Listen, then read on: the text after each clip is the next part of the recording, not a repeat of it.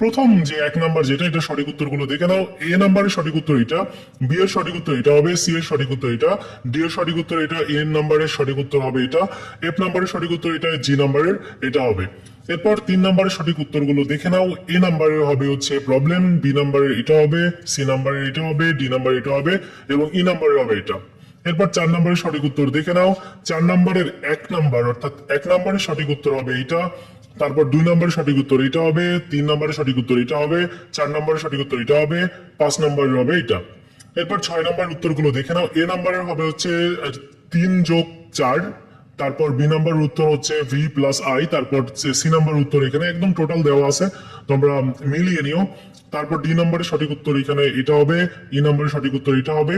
এরপর রিঅ্যারেঞ্জের উত্তরগুলো দেখে নাও। প্রথমে ডি হবে, তারপর জি, তারপর এফ, তারপর এ, তারপর হবে সি, ই, তারপর বি এবং সর্বশেষ হবে এইচ। তোমরা মিলিয়ে দেখো কয়টা হলো, কমেন্টস করে অবশ্যই জানিয়ে দিও।